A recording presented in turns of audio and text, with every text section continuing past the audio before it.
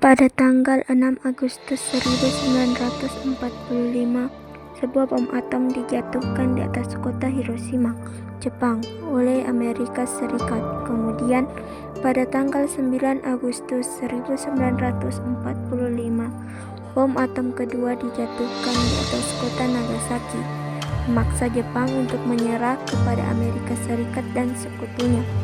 Momen ini dimanfaatkan oleh Indonesia untuk memproklamasikan kemerdekaannya. Pada tanggal 10 Agustus 1945, Soekarno, Hatta, dan Rajiman diterbangkan ke Dalat, Saigon, Vietnam. Untuk bertemu dengan Jenderal Trauci, mereka diberitahukan bahwa pasukan Jepang berada di ambang kekalahan dan memberikan kemerdekaan kepada Indonesia. Soekarno, Hatta, dan Rajiman, saya sebagai utusan pemerintahan Jepang akan memproklamasikan kemerdekaan Indonesia sesuai dengan janji pemerintahan Jepang. Bagaimana cara Jepang untuk memberikan kemerdekaan kepada Indonesia? Itu tergantung dari cara kerja PPKI. Ya, saya setuju, karena PPKI adalah badan yang bertanggung jawab untuk memproklamasikan Indonesia. Pendapat dengan Anda, tetapi kita harus secepatnya memproklamasikan kemerdekaan Indonesia ini. Tetapi pihak Jepang meminta proklamasi kemerdekaan Indonesia paling cepat tanggal 24 Agustus 1945. Baiklah, jika begitu pendapat Anda, maka saya akan memikirkannya kembali, karena kami akan membicarakannya dengan PPKI terlebih dahulu. Baiklah, semuanya, kami pamit undur diri.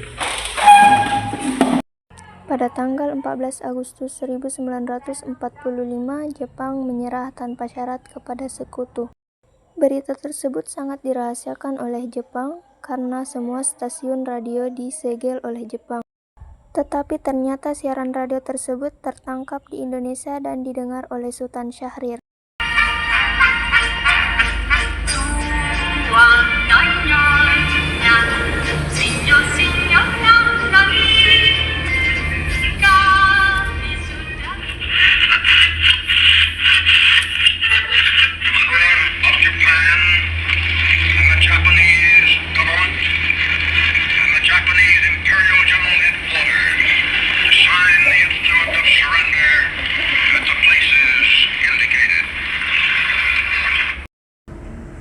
Apakah yang kudengar itu benar? Kalau begitu, aku harus memberitahukannya kepada Bung Karno dan Bung Hatta.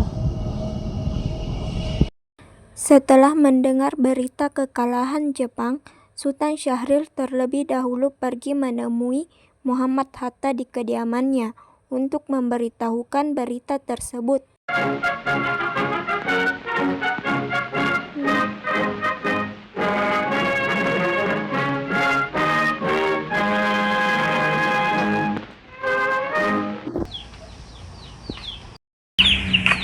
Assalamualaikum.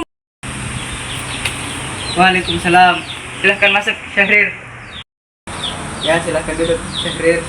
Makasih, Bung. Anda ke sini. Ingin mengatakan soal kemerdekaan kita, Bung. Akan diserahkan pada PPKI. Bung, tapi saya mendengar di radio bahwa Jepang telah menyerah pada sekutu. Itu artinya Indonesia sedang berada dalam kekosongan kekuasaan. Jadi ini adalah yang baik untuk kita memproklamasikan kemerdekaan sebelum sekutu datang, Bung. Setuju, tapi alangkah baiknya kita ke Bung Karno terlebih dahulu untuk membicarakan ini. Baik, Bung. Setelah dari kediaman Muhammad Hatta, Sultan Syahrir dan Muhammad Hatta pergi menemui Insinyur Soekarno di kediamannya untuk memberitahukan berita tentang kekalahan Jepang. Sultan Syahrir mendesak untuk mempercepat proklamasi, tetapi Soekarno menolaknya. Assalamualaikum, Bung. Waalaikumsalam. Mari silakan duduk.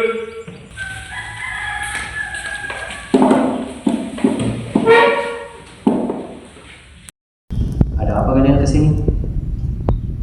Ada berita penting yang ingin disampaikan oleh Syahrir, Bung. Berita penting apa itu, Syahrir? Saya mendengar ucapan telah menyerahnya Jepang pada sekutu. Bagaimana jika kesempatan ini kita gunakan untuk memproklamasikan kemerdekaan agar Indonesia memiliki kepemimpinan baru? Bisa bertindak sendiri dan itu hak PPKI. Alangkah janggalnya bila saya mengucapkan kemerdekaan tanpa melalui hak PPKI yang saya ketuai. Maaf, kita tidak boleh gegabah. Kalau begitu, Bung. Kami permisi. Setelah dari kediaman Soekarno, Sultan Syahrir pergi menemui para golongan muda untuk memberitahukan berita tentang kekalahan Jepang tersebut. Assalamualaikum warahmatullahi wabarakatuh. Waalaikumsalam warahmatullahi wabarakatuh. Saya mendapat kabar gembira untuk kita semua bahwa Jepang telah menyerah pada sekutu, maka telah terjadi kekosongan kekuasaan di Indonesia. Sungguh itu kabar gembira, tapi apa itu kekosongan kekuasaan? Kekosongan kekuasaan itu sekarang Jepang sudah tidak berkuasa lagi di negeri kita karena telah menyerah pada sekutu, sedangkan sekutu belum menguasai Indonesia. Baiklah, terima kasih. Lalu, apa yang harus kita lakukan untuk mengisi kekosongan kekuasaan ini? Bagaimana kalau kita meminta kepada Bung Karno dan Bung Hatta untuk memproklamasikan kemerdekaan Indonesia secepatnya? Bung Karno dan Bung Hatta masih bersikeras melakukan proklamasi sesuai dengan ketentuan PPKI. Saya rasa mereka seperti itu karena masih di bawah pengaruh Jenderal Takeuchi. Wajar jika mereka mengatakan begitu karena takut melawan Jepang. Ya, saya setuju dengan itu. Mari kita memproklamasikan kemerdekaan Indonesia tanpa campur tangan Jepang. Baiklah, kalau kalian semua setuju. Mari kita pergi ke rumah Bung Karno untuk membicarakan hal ini.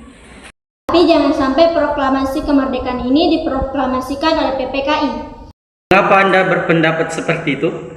Karena PPKI adalah badan pembentukan dari Jepang. Kita tidak ingin ada campur tangan Jepang dalam proklamasi kemerdekaan kita sendiri. Maka dari itu, marilah kita sepakat untuk menolak hadiah dari Jepang. Kemerdekaan ini, kitalah yang akan menyusun sendiri. Kalau begitu, kalian semua harus pergi ke kediaman Soekarno untuk memberitahukan kabar ini. Saya dan golongan muda lainnya akan membantu merebut kekuasaan Jepang. Setelah itu, Sultan Syahrir, Wikana, Sukarni, dan Khairul Saleh pergi ke kediaman Soekarno untuk mendesak agar segeranya dilakukan proklamasi kemerdekaan.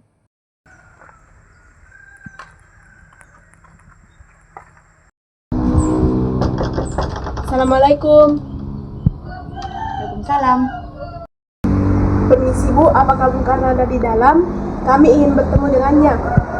Oh, ada. Bapak ada di dalam. Ada keperluan apa ya? Ini Bu, ada hal yang ingin kami bicarakan dengannya. Oh iya, silakan masuk. Ayo, silakan duduk.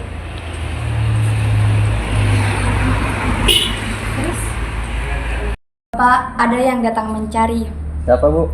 Para pemuda yang datang katanya ingin membicarakan hal yang penting. Baiklah, saya akan temui mereka.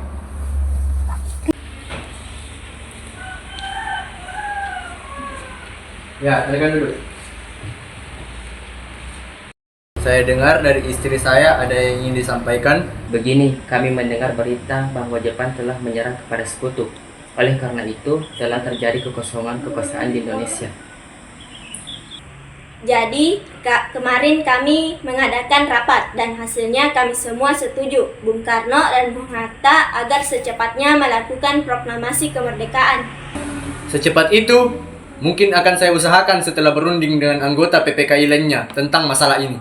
Kami tidak berharap Anda melaksanakan rapat PPKI terlebih dahulu, karena saya takut Jepang mengetahui tentang rencana kita dan menghalangi Indonesia untuk merdeka. Apa kalian tidak memikirkan bahaya akan kita hadapi ketika kita senekat itu memproklamasikan kemerdekaan Indonesia? Jepang pasti akan menyerang kita. Apabila Bung Karno tidak mengumumkan kemerdekaan malam ini juga, maka besok akan terjadi pertumpahan darah. Ini goroklah leher saya, seretlah saya ke pojok itu. Sudahilah.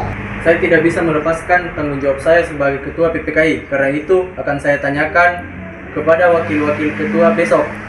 Itu, saat ini Jepang bukan lagi penguasa di Indonesia. Jadi untuk apa kita menyia-nyiakan kesempatan ini?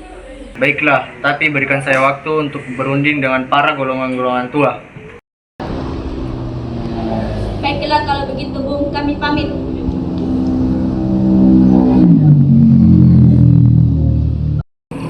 Karena mereka semua masih mempertahankan pendapatnya, Keempat orang tersebut berpamitan dan pergi meninggalkan kediaman Soekarno dengan wajah yang kesal.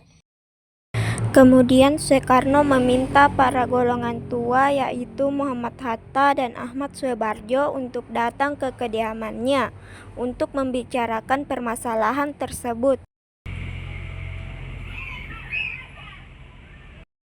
Jadi bagaimana, Bung? Para pemuda sudah menuntut untuk memproklamasikan kemerdekaan Indonesia. Tapi kita tidak boleh gegabah. Kita harus menyiapkan kemerdekaan ini dengan matang. Jika tidak, maka akan terjadi sesuatu yang kita tidak inginkan. Ya benar, saat ini yang penting adalah menghadapi musuh. Jadi bagaimana, Bung?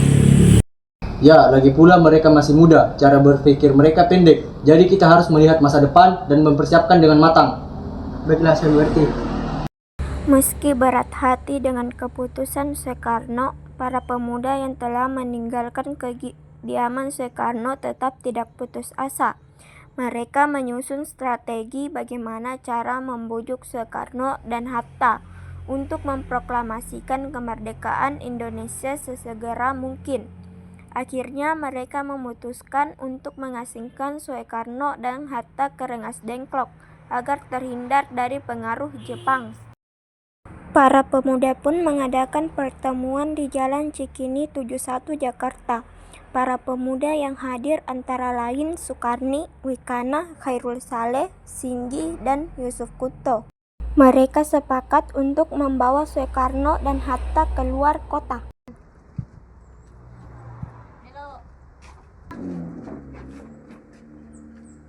Sekarang apa yang harus kita lakukan? Sementara para golongan tua tidak mengikuti keinginan kita. Bagaimana kalau kita asingkan Bung Karno dan Bung Hatta keluar dari daerah Jakarta agar mereka bebas dari pengaruh Jepang? Tapi kemana ya? Bagaimana kalau kita ke Rengas Dengklok? Iya, tapi Rengas Dengklok kan luas. Di mana kita akan menempatkannya? Saya akan menghubungi Subeno untuk hal ini.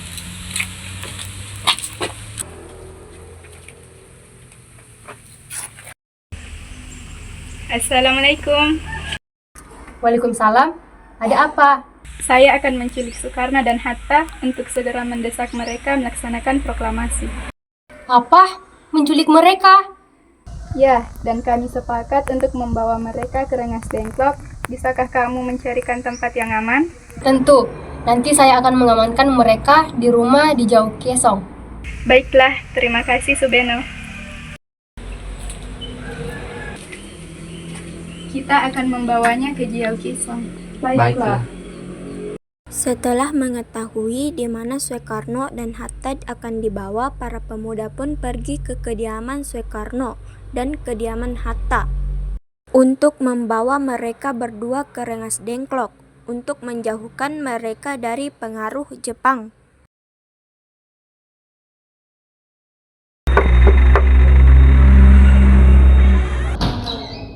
Ada apa? Kami meminta kesediaan Bun untuk ikut keluar kota. Baiklah, kalau begitu saya akan bersiap-siap dahulu.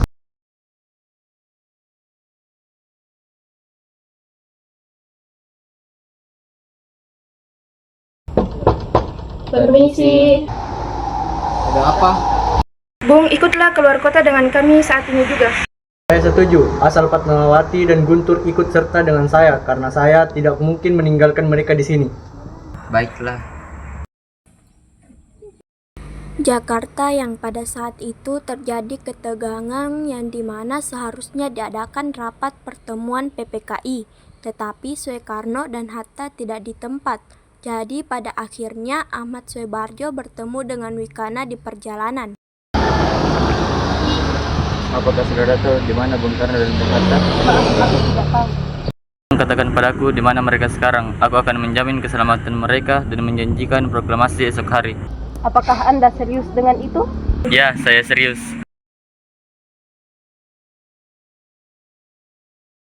Akhirnya rombongan Soekarno dan Hatta sampai di tujuan dan para pemuda tetap merahasiakan kemana tujuan rombongan tersebut akan dibawa pergi. Ternyata mereka dibawa ke Rengas Dengklok dan mereka berada di sana seharian penuh.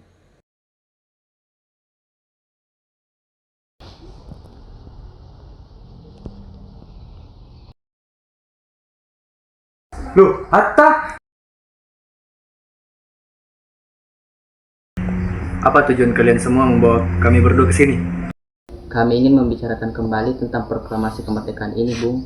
Bukannya Soekarno sudah katakan, masalah ini akan dibahas di sidang PPKI. PPKI itu buatan Jepang, jadi kami ingin memproklamasikan kemerdekaan Indonesia tanpa campur tangan Jepang. Bagaimana jika perkataan Jepang hanyalah janji manis belaka? Apa yang akan Anda lakukan? Tenang saudaraku sekalian, mari kita selesaikan pembicaraan ini dengan kepala dingin. Tak selamanya kita harus menunggu janji Jepang itu. Kita harus memproklamasikannya sekarang juga. Subarjo dan Wikana pun sampai di Rengas Dengklok untuk menjemput Soekarno-Hatta. Di Rengas Dengklok terjadi sedikit perundingan antara Subarjo dan Subeno.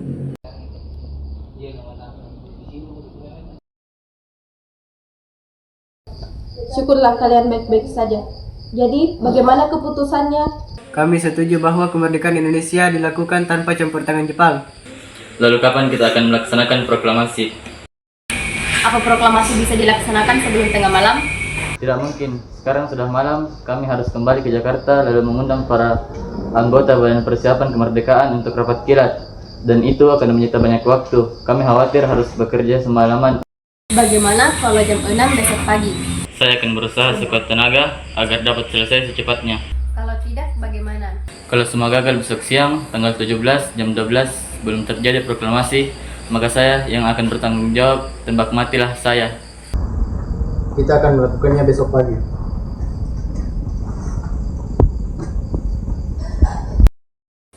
Soekarno dan Hatta pergi meninggalkan tempat tersebut bersama para pemuda. Sementara Subarjo dan Hairul Saleh tinggal sebentar untuk membahas tempat pembuatan teks proklamasi. Bagaimana kita membicarakan tentang naskah proklamasi untuk mendeklarasikan kemerdekaan esok pagi? Kita memerlukan tempat untuk membicarakannya. Tapi ini sudah malam, dan pihak Jepang pasti tidak mengizinkan kita melakukan kegiatan sekarang jika mereka mengetahuinya. Saya punya ide. Bagaimana kalau kita meminjam rumah Jenderal Jepang Laksamana Maeda? Selesailah perundingan di Rengas Dengklok, semua anggota golongan muda maupun golongan tua kembali ke Jakarta untuk membahas lebih lanjut rencana proklamasi kemerdekaan Indonesia yang akan dilaksanakan pada tanggal 17 Agustus 1945. Assalamualaikum. Waalaikumsalam. Ya, ada yang bisa saya bantu? Kami ingin bertemu dengan Laksamana Maeda. Sebentar, saya panggilkan dulu. Selamat malam, ada apa? Maaf mengganggu. Malam ini kami perlu tempat untuk membicarakan kemerdekaan yang akan dilaksanakan esok hari. Apakah benar begitu? Kalau begitu, silakan masuk.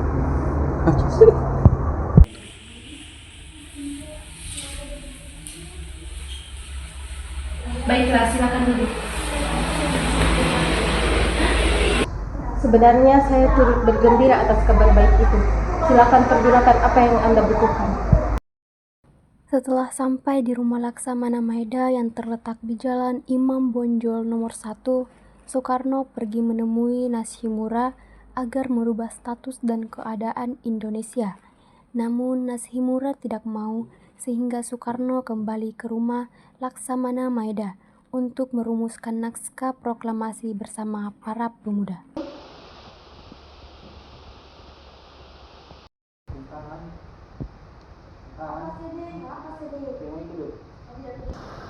Bagaimana bunyi rancangan pada gerak pembukaan Undang-Undang Dasar? Kami tidak ingat persis. Bagaimana kalau kami bangsa Indonesia dengan ini menyatakan kemerdekaan Indonesia? Hal-hal yang mengenai pemindahan kekuasaan dan lain-lain diselenggarakan dengan seksama dan tempo yang sesingkat-singkatnya.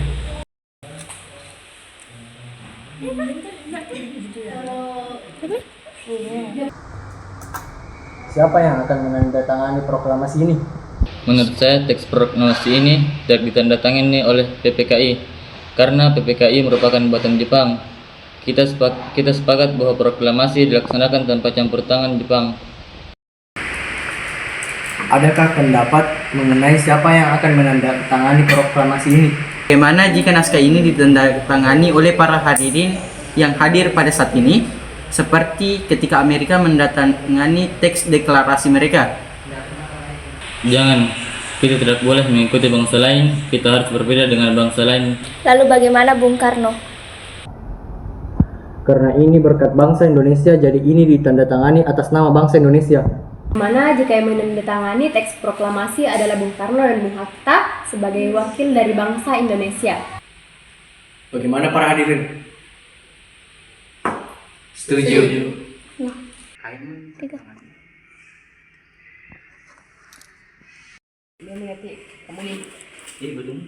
Sayuti, tolong Anda ketik proklamasi ini. Baik, Bung.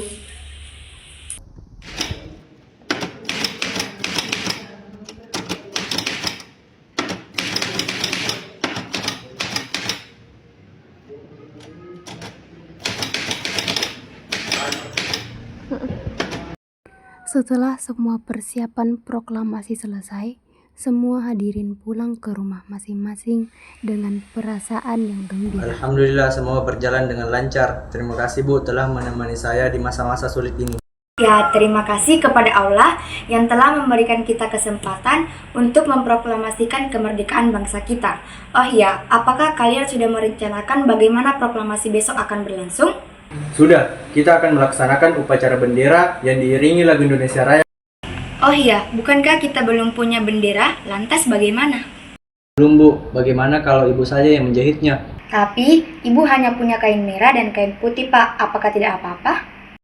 Tidak apa-apa Bu, kalau begitu buat saja bendera yang sederhana, yang penting kita punya niat. Baiklah Pak, Ibu punya ide. Bagaimana jika nama benderanya kita namakan Sangsaka Merah Putih? Baiklah, kita akan menamakannya Sangsaka Merah Putih. Baiklah, Bapak bersiap-siap sana untuk mempersiapkan proklamasi. Iya Bu. Katanya pada saat itu mereka membuat bendera dari kain spray dan kain merah milik seorang penjual soto yang kebetulan mangkal di sekitar rumah Soekarno. Kain itu dijahit oleh Fatmawati dan jadilah bendera merah putih.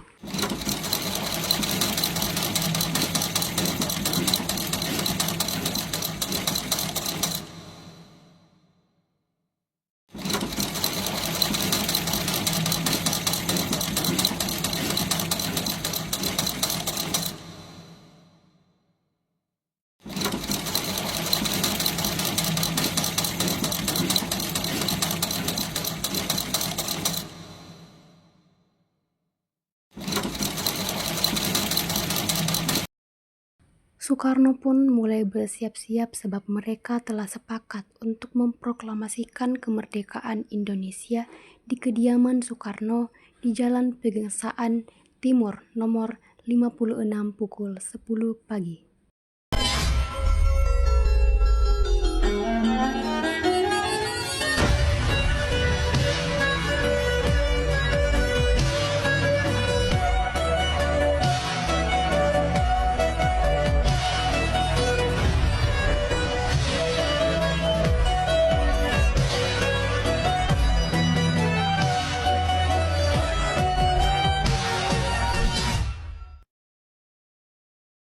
Upacara bersejarah itu pun dimulai dan acara yang pertama adalah pembacaan teks proklamasi oleh Soekarno. Proklamasi.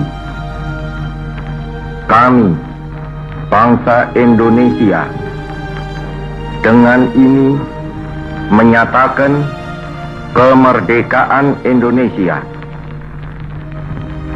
Hal-hal yang mengenai pemindahan kekuasaan dan lain-lain diselenggarakan dengan cara saksama dan dalam tempo yang sesingkat-singkatnya. Jakarta, 17 Agustus 1945, atas nama bangsa Indonesia, Soekarno, Hatta. Kemudian acara yang kedua adalah pengibaran bendera merah putih yang dilakukan oleh Latif, Hendra Diningrat, dan S. Suhud. Bersama dengan naiknya Sangsaka Merah Putih, para hadirin pun spontan untuk menyanyikan lagu Indonesia Raya tanpa ada yang memimpin. Indonesia, tanah airku, tanah tumpah darahku. sana aku berdiri jadi pandu hidupku. Indonesia kebangsaanku, bangsa dan tanah airku. Marilah kita berseru, Indonesia bersatu. Hiduplah tanahku, hiduplah negeriku, bangsaku, rakyatku semuanya. Bangunlah jiwanya, bangunlah badannya untuk Indonesia Raya. Indonesia Raya, merdeka, merdeka, tanahku negeriku yang ku cinta. Indonesia Raya, merdeka, merdeka, hiduplah Indonesia Raya. Naskah teks proklamasi yang merupakan tulisan tangan Soekarno sempat dibuang di keranjang sampah oleh Sayuti Melik. Hal ini karena tulisan tangan tersebut diganti dengan teks yang sudah disalin menggunakan mesin ketik, tapi kemudian diambil dan disimpan oleh BM Dia sebagai dokumen pribadi.